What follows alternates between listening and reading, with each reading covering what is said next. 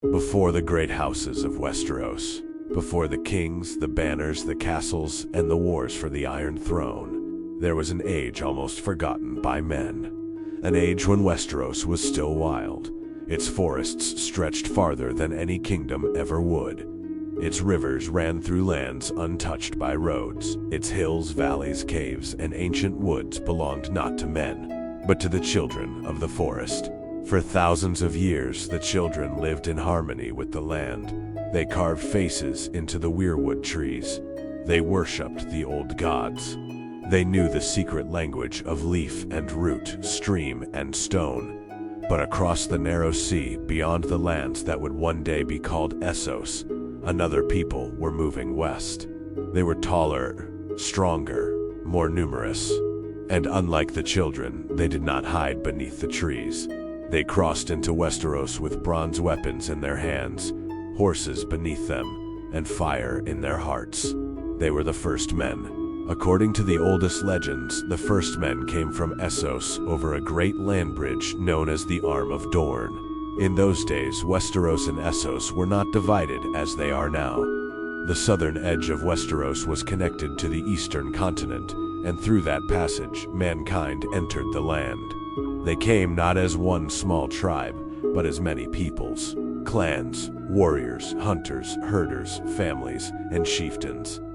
They brought with them their own gods, their own language, their own customs, and their own hunger for land. To the first men, Westeros was a vast new world, a world of forests to cut, fields to claim, stone to build with, rivers to cross, and enemies to defeat. But to the children of the forest, the coming of men was not the beginning of civilization. It was an invasion. The first men did not understand the sacred bond between the children and the weirwood trees. To them, trees were wood. Wood became fire. Wood became homes. Wood became walls, tools, and weapons. So they cut them down. And when they cut the weirwoods, they did more than destroy trees. They attacked the heart of the children's world. The carved faces and the white trunks were sacred. The red leaves were symbols of the old gods. The weirwoods were memory, worship, and magic all at once. Every tree that fell was a wound, and soon the land itself was at war. The children were few in number, but they were not helpless. They knew the forests better than any man could. They struck from the shadows. They used traps, hidden paths, and the ancient powers of the earth. Some stories say their green seers could look through the eyes carved into the weirwoods. Some say they could speak to beasts, bend nature, and call upon powers older than mankind itself. The first men had bronze blades, shields, spears, and horses. The children had the forest. And for years beyond counting, the war continued. The first men pushed deeper into Westeros. They crossed rivers and mountains. They claimed valleys, plains, and coasts. They burned sacred groves and built settlements where ancient woods had once stood. But the children fought back in ways men could barely understand. The most famous legend tells of the breaking of the Arm of Dorne. When the first men continued to pour into Westeros, the children gathered their green seers and called upon a terrible power. With magic, they shattered the land bridge that connected Westeros to Essos. The sea rushed in. The passage was broken, and what remained would one day be known as the Stepstones.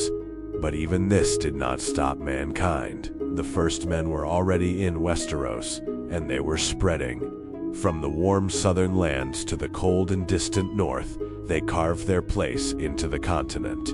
They raised ring forts and hill forts. They marked borders. They followed strong leaders.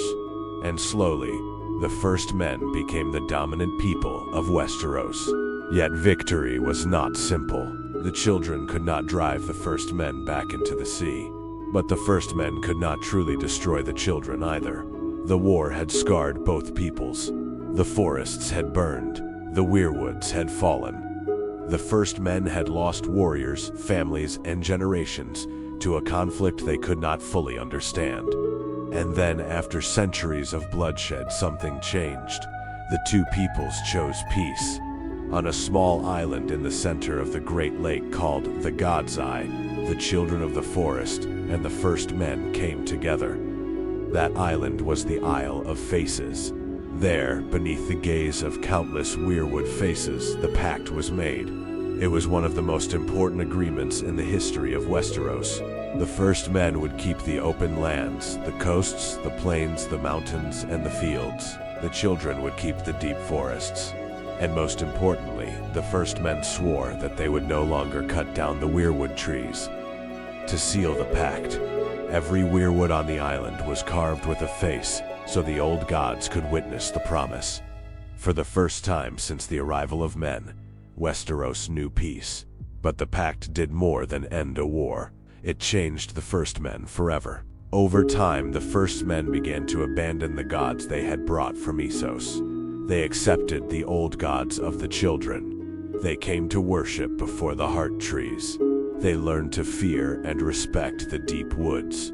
The ancient religion of the children became the faith of the first men, and that faith would survive for thousands of years. Long after the children faded from the world.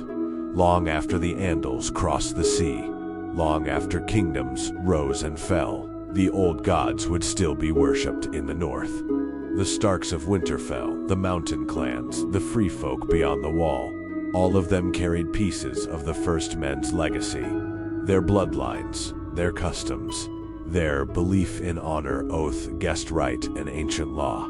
The first men were not just the first humans to settle Westeros. They became the roots of many of its oldest houses. House Stark claimed descent from the first men. So did many northern families whose names would echo through history. The Umbers, the Karstarks, the Mormonts, the Reeds, the Blackwoods, and many more.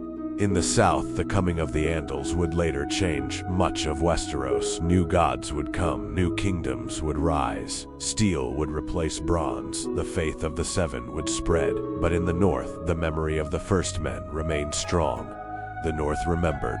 It remembered the old gods, it remembered the weirwoods, it remembered the ancient promises made beneath the red leaves, and it remembered that before the Iron Throne, before the Seven Kingdoms, before dragons ever crossed the sky, men had first come to Westeros with bronze in their hands and war in their hearts.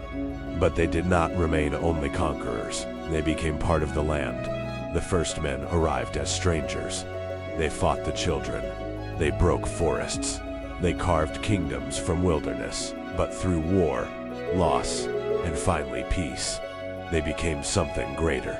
They became the first human civilization of Westeros, and their story would shape everything that came after, because the pact between the children and the first men was not the end of the ancient age. It was only the beginning of a new one. An age of heroes, an age of legends, an age where names like Bran the Builder, Garth Greenhand, Lan the Clever, and the Grey King would rise from myth. But beyond those legends, beyond the songs and stories of the Age of Heroes, an even darker chapter waited in the distance. A winter unlike any before it, a night that would last a generation. And when that darkness came, the first men and the children of the forest would have to face it together. For the true enemy was not across the sea. It was in the cold, in the silence, in the lands beyond the edge of the world. And it was coming.